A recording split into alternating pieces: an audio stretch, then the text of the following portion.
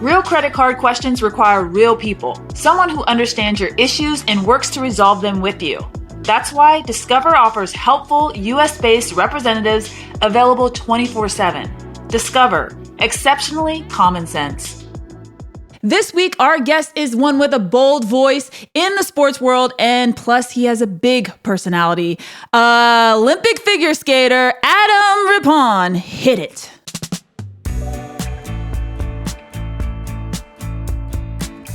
Welcome to the show, Adam. Lolo, thank you so much for having me. What an amazing introduction. There's a lot of pressure because for me, you are so entertaining. Most people think of Olympic athletes as boring, no personality, very focused. And I've had conversations with you, and you're just so hilarious. You're so witty. And so I was like, man, there's a lot of pressure to introduce this guy. Well, you know what? As a true Olympian, you stepped up to the plate and you delivered. Awesome. Well, thank you. I appreciate it. So, Adam, look, for those that don't know about you, I love your personal background. So you're the eldest of 6 children from an Irish Catholic family.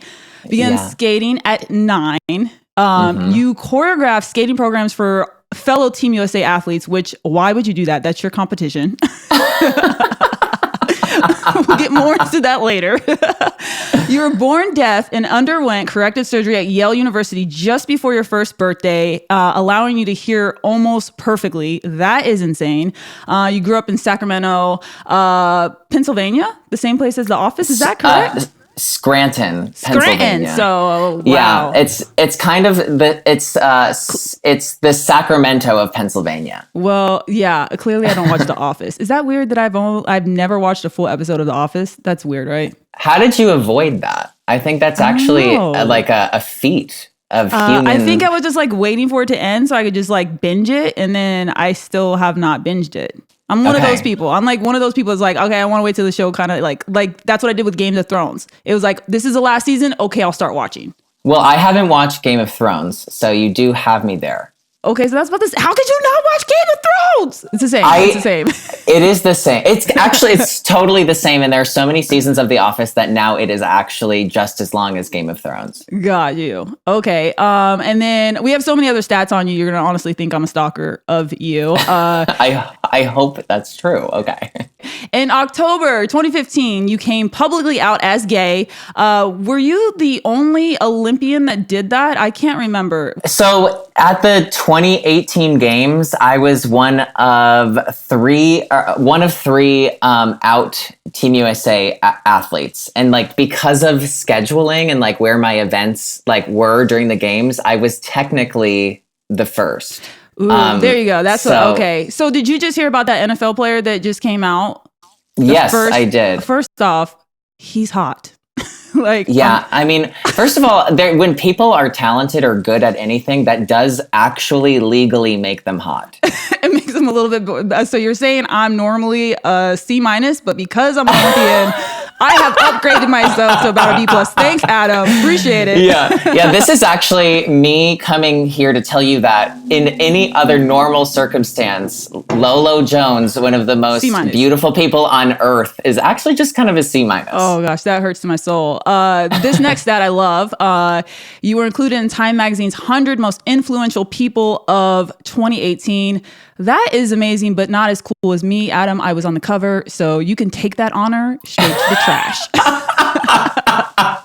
Which I'm going to do. I'm walking to the trash. I like yours better. You can put that on a resume. I can't put, I was on the cover of Time Magazine. Like, no one cares. Like, influential list, bomb.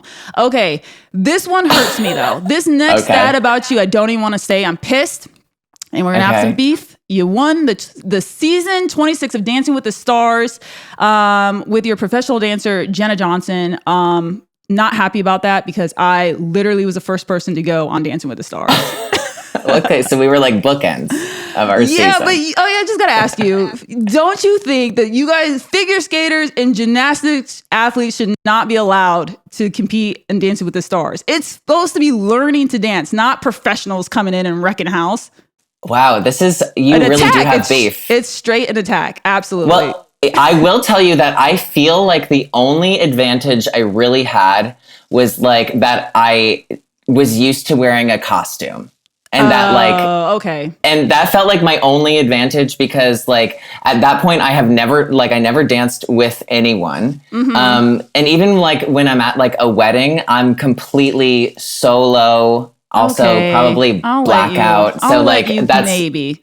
The only you should have just said you dance on skates, not like actually with your feet, like which is actually harder. And also that too, because like when we skate, it's like usually it helps the movement a little bit. Right? Yeah, yeah, because like we're just kind of like standing on one foot sometimes and just like moving our hands around, which like obviously love that, but it did not help me at all. Well, it helped. Well, something helped you because you won, and me over here did not. Very embarrassed about that. That's probably my biggest L I took in my life.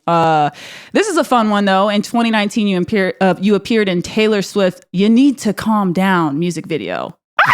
Fangirling Taylor Swift. Come on. That's amazing. I mean, I'm a big Swiftie, so it was so fun. Who's not? I mean, I think you have to be a Swiftie. Everybody's a Swiftie except for Kim Kardashian.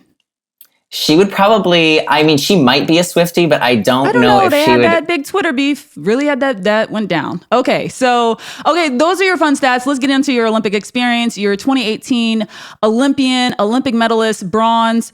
You have the odd stat that most Olympians one and done. You went and got that medal and you got out. And I remember you telling me that at the last conference we were at together. Why? Just one and done. Well, that wasn't my plan. I had like failed to make the team like twice before that. So like in my wildest dreams, I would have been there. Listen, Lolo, I would be there as many times as you've gone, but I'm not as good as you. I'm just thank you, but time out. You have a medal and I don't. The reason why I keep going is because I don't have a medal. If I got a medal, I'd be like you. I'd be out. It's not. We both know it's not that amazing. I mean, it's amazing, but it's not that amazing. Like you gotta sacrifice a lot. I want to live my life. Yeah, it is. I mean, it's so much work, and like, I mean, I like. So admire you for competing and at such a high level, and I feel like you keep getting better and better, and you're so good at so many different sports. I'm not nice. These now I'm doing stats. You are just such an incredible athlete. And thank you. Well, speaking about incredible athletes, you made a signature move. It's called a 3L. Did I say that right? 3L. It's coined the Rippon Lutz. You made that. So you made your own freaking flip, right? No? So basically what that is that like normally like when a skater does a jump, they like put their arms like straight to their chest. But I was the first person to do a triple jump with like both arms like over my head like that. Which is more difficult. It's easier to tuck in. Isn't it always easier to tuck in? So yeah, I was the first person to do that. And so like that variation is called like a Rippon variation. And Adam, one more stat that we have in common is that we both have naked pictures out there on the web. Okay, we do. We both posed in ESPN Bodies magazine. Yeah, we did. How was yours? I didn't realize I was actually going to be naked. But what did you think? It's called ESPN Bodies What? Like they didn't tell you naked? No, they did, but like I don't know. I just thought maybe I'd be wearing like a sock at least. But I wasn't, and it was like my wiener was truly flopping around just for everyone to see. Woo! Okay, X-rated podcast up next. So I was actually in the first issue of that magazine, and so I was quite nervous to do it. Because I didn't know how it was going to be received, and I totally knew I was going to be naked, and so I'm like, just trying to. I'm very conservative, I'm very nervous about my body, and so I was covering up all the time, trying to. But like, by the end of the shoot, you're just like a porn star. You're just like comfortable. You're just like robes flapping around. You don't even care. Like, do you want your robe in between takes? You're like, I'm good. Like, just let's roll. Yeah, 100% same experience. Like when I took like the robe off, I was like, okay, like here we go. And then by the end, I would be like, let me see that picture. I'll be like, no, I can do it better, and I can like cover my wiener better. And then I would just do it again. Well, it just has made dating for me easier because I have naked pictures on the web. So I don't know about you, but it's helped me out tremendously. So, and you know what? That's all I think they wanted for you. But then I kept my, why did you do? I was like, I want people to see my muscles. I was like, no, I want a bomb picture for Tinder. Put it out there. Well, that was the other thing that like, because, I think they had been doing it for a few years when I did it. Yeah. And so I knew that the pictures are always beautiful. And I was like, I'm still in good shape right now. Cause it was just like honestly, it was a few weeks after the Olympics, which like, that means that like I had a lot of McDonald's already. Absolutely. And I was like, I thought I was going to have this like 10-month like journey to like to have a completely different body. And I didn't. And because they were like, it's in 2 weeks. And I was like, okay, I'll stop eating now. And, it was, I knew that the pictures were going to be nice. So wow. Speaking of McDonald's, they're not a sponsor of the Olympics anymore. What are the athletes going to splurge on after they win? They're not? You didn't know that? How do you not know that? I was like, I went into a deep depression after. I was like, I don't even want to make the team anymore. Wow. No. Well, it's making sense that I had really good timing of retiring. Absolutely. There's so many regulations going on with the Olympics right now with COVID. So I don't know. Like, I was just talking to one of my teammates in the weight room today, and I was just like, well, so like if they celebrate, they can't go out and have a party to celebrate. So they'll be celebrating in the village, but you can't even go out to get liquor. So like, what are they going to drink? Like they can't. Yeah, I guess Gatorade.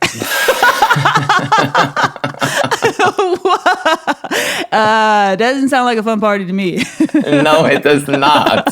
Oh, I just won. I just got this gold medal. I worked my whole life for it. Can't even get a shot. Yeah, you're like, I guess I'll have blue ice Gatorade. Like, turn it up. On fire. We lit. We are so hydrated. Oh my gosh. Okay, so let me ask you some other, just random questions. I want to get to know you, Adam. What is your greatest success in life, would you say? It could be anything. It doesn't have to be related. I think honestly, I feel like my greatest success was like, now that I've had time to like reflect on like my whole like sporting career, I truly like, I'm grateful for all of like the medals and the titles and being able to like compete at an Olympic Games. But I feel like the greatest success I had was like I mentioned before, I didn't make the Olympic team twice before.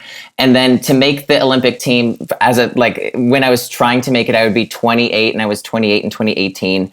I knew I was like, it was very unlikely for me to make the team, but I enjoyed the process so much more because I took so much weight and pressure off of myself to do that. And I was like, I realized like how lucky I was to do something that I loved every single day. I enjoyed like pushing myself. I even enjoyed being at the competitions because like I was older than everyone. And I was like, oh, I've totally been where all of these like kids have been.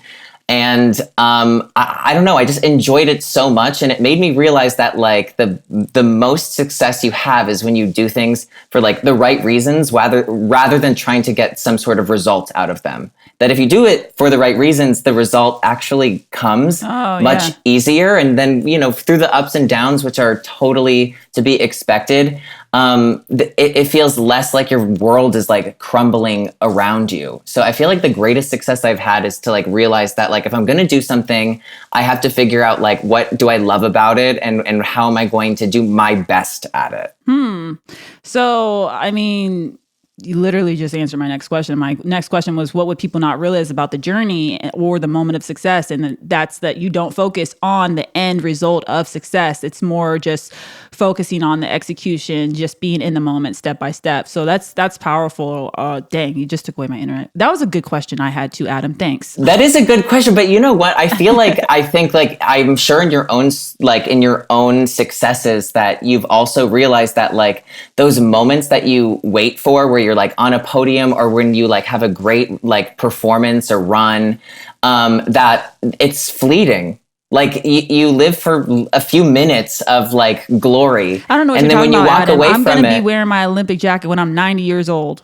Trying to hold on.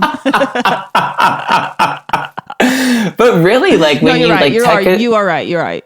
like when you take a step away from it, it's truly like, what did you get out of it? Like, because like for me, like what did I get out of it? If the only thing I got out of like skating for like 20 years was like a 2-week trip to Korea, that sucks. I think like it's so much more than that. Well, with every emotional high, there's a low. So what would you say was your lowest point in this journey? I think the lowest point was like not making the Olympic team in 2014, because I felt like that was like it felt like that was when I really needed to go. It felt like that was the time where like my age was good. I was a little bit older than everyone, but I wasn't that old.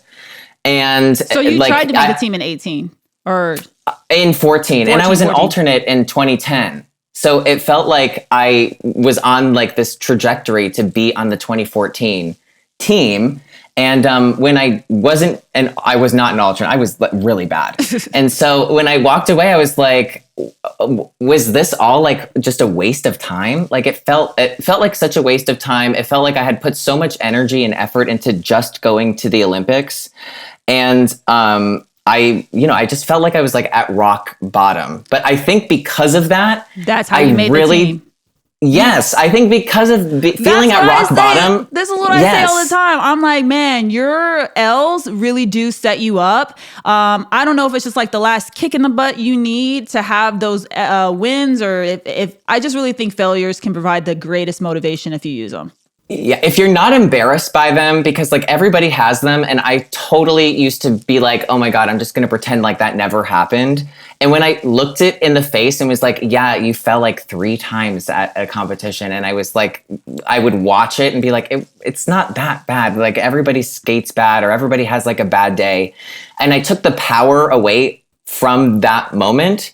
And I think like in those moments of feeling like I had nothing, I was also like had nothing to lose. And it was like the best and most liberating thing. When I had nothing to lose, I just like went out and just did my best, like whatever that was. I wasn't trying to like get a placement that I thought that like I really could get. Like I just was enjoying it more and was like, whatever happens. Like it's out of my control. The only thing I can control is myself. And I can barely control that. Very similar journey to what I had. I didn't make my first Olympic team, was a very hot mess, devastated, I was like, all right, I guess I tried this whole Olympic thing. It's just not for me. It's not going to work out. And, you know, I just went on a reign of terror after that and just made 3 Olympic teams in a row. Cause I was just like, I don't ever want to feel that pain again. I never want to feel what it's like to sit at home and watch the Olympics, when I was just right there in the mix at the trial. So very similar experience. And now a message from Discover about customer service and common sense. When you have credit card questions, it's nice to have them answered by a real person. You know, someone who can actually understand your issues and work to resolve them. In other words, what you don't need is a robot. And that's why Discover offers helpful US-based representatives available 24/7. No wonder we call it live customer service. Discover, exceptionally common sense. Adam, we got some hot topic news. Got to get your intake on some of these things. The Spice Girls, they are coming back with new music for the first time in 14 years. What are your thoughts? I mean, it's about time. And I hope that when they come out with new music, they also come back out with their lollipops that had the stickers in them, because I did used to collect those stickers. I have no clue what you're talking about. I just know the songs. They had lollipops. Lolo. I really I feel like there's some trauma there and not having the Spice Girls lollipops. But time out, though. When is the last time a group got back together after a long time, a classic, iconic group, and they were like straight to number 1? I don't think it's ever happened. I don't think it's ever happened. And also like a 14-year hiatus is a really long time, especially for new music. Usually I think like when this happens, it's just like they're doing stuff that was successful. I'll support that. I don't know your new music because it's like most of them have had kids. So like, it's like, what are these lyrics going to be about? Are they going to be like family mom stuff? What we got? Cause I'm trying to turn up in the club. Right. I mean, I think, talking about maybe like breastfeeding a baby won't really do well at a club, but I don't know, I guess we'll find out. Wait, so what have they really been up to? Actually, not all of them have kids.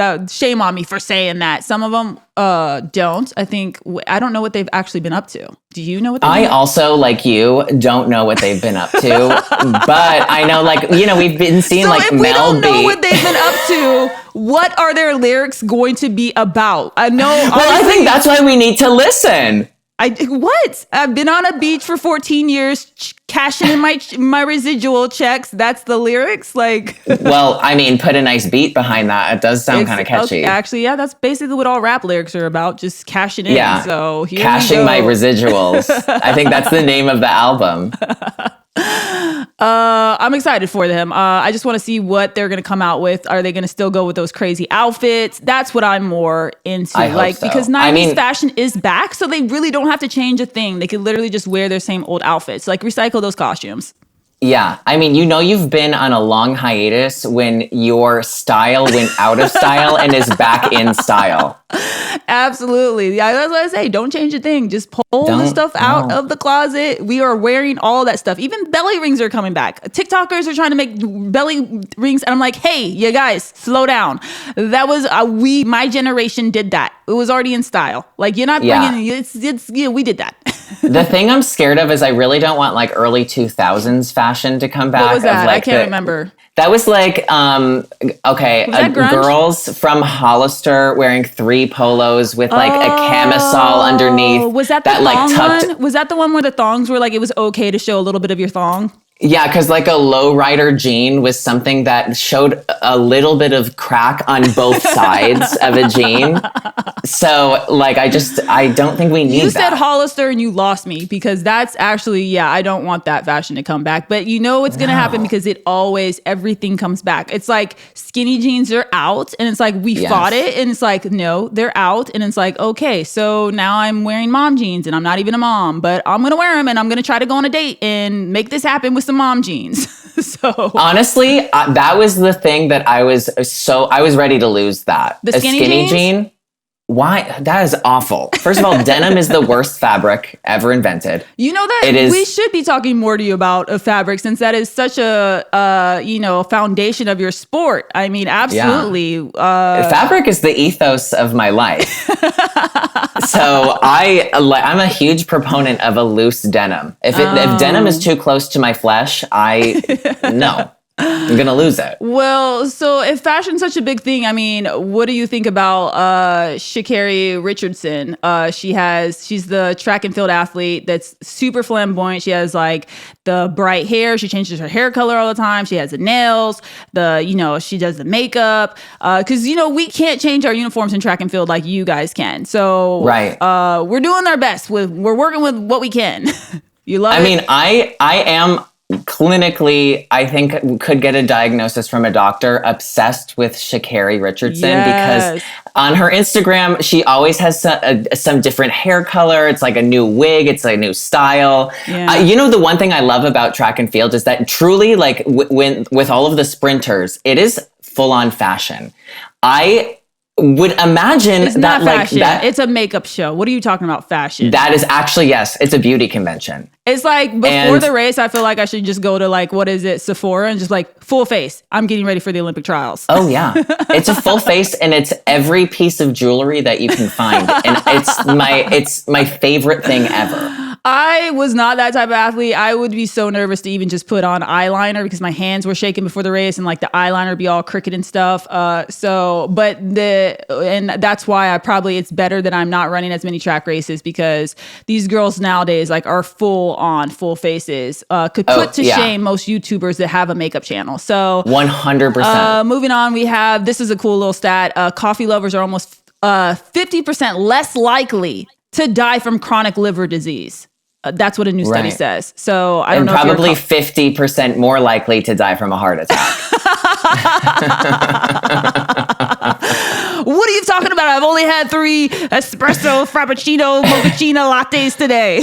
Yeah, what are you talking about? I can't hold my hands still. Like, I'm fine. I'm shaking nonstop. Right, you're shaking, but your liver is actually really healthy. Your liver is good, but your heart is about to explode. Burst. Dang, yeah. I really was encouraged by that study until you just said that. And I was like, dang. I was so ready to just go all out and just like live it up at coffee shops. And now you really just reined me back in. So I think you just saved a lot of lives right there. I'm happy that I could do that for so many people. Last one. I don't know if you know anything about John Cena. Is it Cena? Cena, right? Oh, you do. Ooh. Okay. Well, I know his name. He's definitely, I don't know. Yeah, that was dramatic. He's definitely returning back to the WWE. What do you think about that? I mean, I don't know what it's like to be like a WWE athlete, but I also feel like he's been on the same sabbatical that the Spice Girls have been on. He's been doing movies. Right, but is that training, Lolo? I've been doing good, but he's been doing movies. I mean, I'm going to watch. So if that's what he wanted. Yeah. It went from like he was doing like the rom-coms, like he was that rom-com kind of guy. And then like he moved more into like kid movies. And I was like, uh-oh.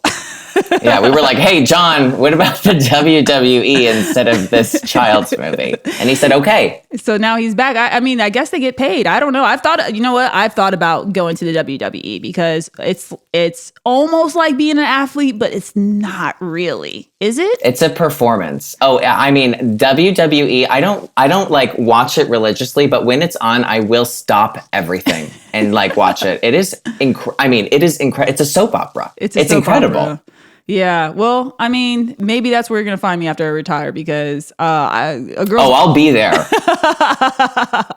So, Adam, I'm really excited to ask you this next question because this question normally makes me nervous when I talk to Olympic athletes when they finish their career. What do you have going on? What's your biggest project you're working on? You got a few, I heard. So coming up, I am going to the Olympics in Tokyo. I'm doing a show for Twitter called Talk in Tokyo. Nice. Amazing title, by the way. Are you nervous though? Because you're a Winter Olympian and now you have to talk about all things summer. Does that kind of make you nervous? It makes me a little nervous, but actually one of my best friends is a researcher from NBC. So she's actually been like coaching me and I've been trying to and I've been watching all the trials. So I'm like trying to learn as much as I can about like all of the athletes going to the game. So I'm really excited. All sports, or are you going to focus on certain ones? Well, we're going to do all sports. Since the show is on Twitter, basically what we're going to do is we will really talk about and dig into like the trending topics of what's happening at the Olympics. And we'll just kind of take it from there. So it's like through the eyes of Twitter, what's happening at the Olympics. Nice. Okay. That sounds amazing. I can't wait to check that out. And then I heard you have another show coming out, correct? I do. I have another show coming out on MTV called Messiness. And it's with Snooki from Jersey Shore. She's the host. Tori Spelling and an incredibly funny comedian named Teddy Ray. And it's just, we had a blast. You had me at messiness. I had me at messiness too. Yeah, but this is crazy because that's why I said I was nervous to ask you because most Olympic athletes struggle to find work after they're retired for 2 to 4 years. I find they just kind of in this limbo of what am I going to do? What's my new passion? And I feel like you have smoothly, I don't know what's behind the scenes, but I feel like you have really transferred very smoothly over to the other side. I sound like you just passed. I know. Well, it feels like that. Obviously there were a lot of it was not as it wasn't as smooth as I thought it might be because with comedy and things of that nature, I've always loved that. I've always had a passion for it. And after the Olympics, I really tried to pursue that avenue. And I was like, you know what? I know if I'm not going to skate anymore and not going to train, I want to put all of the energy I did as an athlete into this other avenue. I knew it. I called it. When we had that conference in New York, we did that round table kind of talk on the stage with other professional athletes. And it was just basically me and you just hamming it up. And I was like, but inside I was like, he is outdoing me on every answer to these questions. I was getting pissed. I was just like, he is outshining me. I was like, I gotta step up my wittiness. My funny vibes gotta just come out because you were just killing it. And I was just like, you know what, Adam, you need your own TV show because I can't keep up.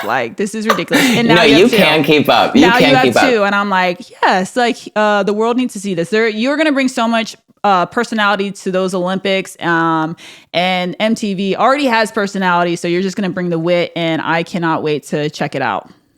Well, I'm really excited. And I'm so excited to be in Tokyo because I feel like I can help the athletes there who might be a little bit more shy. I hope that I can like help them get out of their shell a bit because I had such a fun time at the Olympics, and I want everybody to have like the same experience. Yeah, you had a fun time because you can get out and drink, and they can't do any of that. So you're not you're basically just be prepared to be like a counselor to help them. That's actually why I'm going. I'm counseling.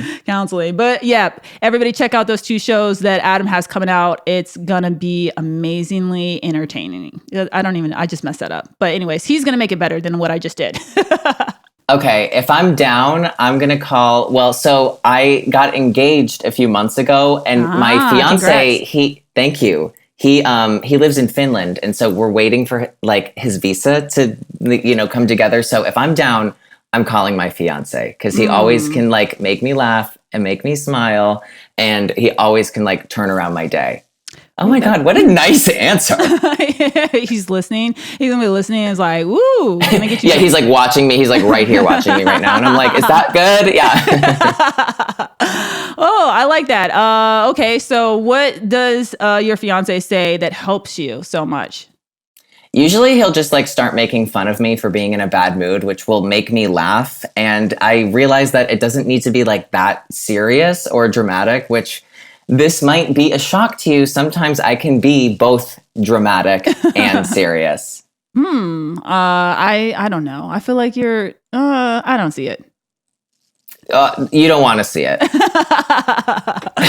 Okay. I want to change it up, and I'll ask you this. This is put a little bit more. This is like the question on another level. If you could make a 20-second phone call to yourself at any point in your life, present, future, past, where would you call, and what would you say? Okay, I would call myself at like 19. Why 19? 19 because I feel like, like I said earlier, like I felt like my lowest point was like not making the Olympic team in 2014. I was like 24. So I'd want to call myself like a few years before that. And I was still like in my personal life, like still closeted to like when I came out, obviously to the surprise of no one. But I was still like in the closet, and I wish I could call myself and have just like a 20-minute conversation and be like, nobody cares that much about anything. Just relax and then like enjoy like the things that you do. I would be kind of vague because I would give myself like, some space and time to like think about what I was saying. Yeah, and you don't want to be like the butterfly effect where you say something too much and it changes the whole future. Completely. But I would, if I could have that conversation with myself, I would be like, you should focus more on yourself and do things that you enjoy, and that you're very lucky because you have really great people around you who will like love you and support you. And you should focus on that more often, and you should focus less on like what other people are thinking about you. Sound advice. I think you're encouraging people out there everywhere. Speaking of advice, what's the worst piece of advice you've ever received? I think the worst piece of advice I ever received was to take into account what other people would think.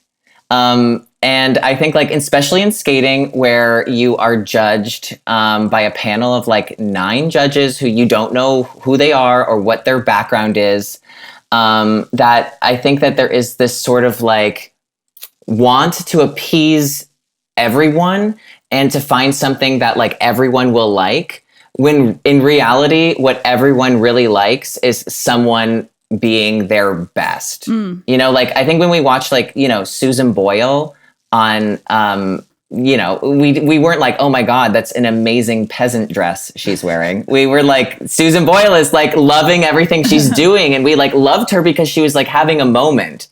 And I think the worst advice I ever got was like trying to force a moment onto someone.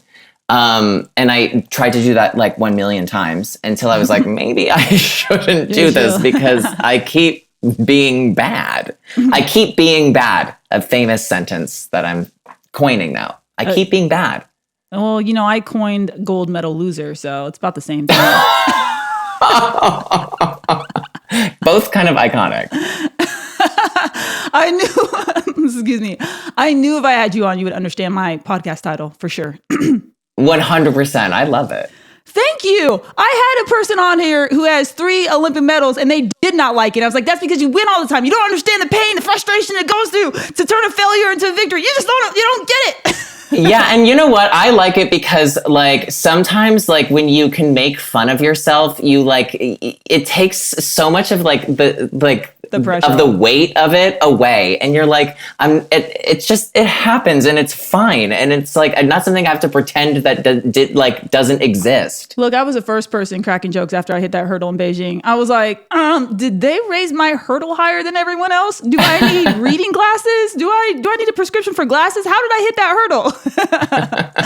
Just cracking jokes like I was Kevin Hart. You were Kevin Hart that day. I sure was. Especially I must have been because those hurdles were high. I was feeling like I was short. Okay, with the worst advice out the way, what's the best advice that you've received? I think the best advice I ever have gotten is probably that I think the best advice was like basically like do things for the right reasons, and like really sit with yourself and think about like, what do you want to get out of this? What's the point of this? Like, how do you want to feel when it's over? Because I think so many of us, especially like as athletes, we walk into situations and we focus on like something that could be years away. And as like it comes closer and closer, it feels like, oh my God, there's this like time is like fleeting and time is running out. And I think like when you can focus more on how do I want to feel, I think you can be more in control of that, because like no matter what, like if I had gone to the Olympics, well, I did, but if I didn't go to the Olympics, I would have been obviously upset and sad, but I wouldn't have been devastated in the same way that I was in 2014. Because one, I think the best like story I ever heard was like, there's a friend of mine, her name is Meryl Davis. She's an Olympic champion from 2014. She has a bronze, a silver, and a gold medal from the Olympic Games. And when she won in 2014, I wasn't on that team. Wasn't she ice dancing? Yes, she was. Mm-hmm. And she also won Dancing with the Stars. Just she did, and I actually. You guys have an advantage. Don't try to fight me on this. Okay, back to your story though. So the best story she ever told was that, like, you know, that transition of like leaving your sport. That like when she was done with Dancing with the Stars and after winning Olympic gold, she like shared with me and she shared with a bunch of other skaters that she felt that feeling of like, what's next? And that feeling of being lost. And she was going through and feeling the same exact things I felt as someone who like didn't even go. And I realized that like those successes and those opportunities are so relative to like her own experience. Absolutely. And that we are just human and we all feel very similar, if not the same things. And that's probably like, it was a life-changing conversation I had because it gave me such great perspective on like focusing on the things that like, how do I want to feel when I walk away from this situation? And I bring that into every single thing that I do. That's amazing. Well, we can't wait to see you infuse that energy into your TV shows. Adam, thank you so much for joining me today. Lolo, my pleasure. I adore you. I think you're so fantastic. It was totally my honor to be here. Yay! And who are you gonna? No, like I was gonna sing a Spice Girl thing, but I can't sing. I just remembered. I got really excited for a second, and I was like, "Oh, let's just end this podcast now."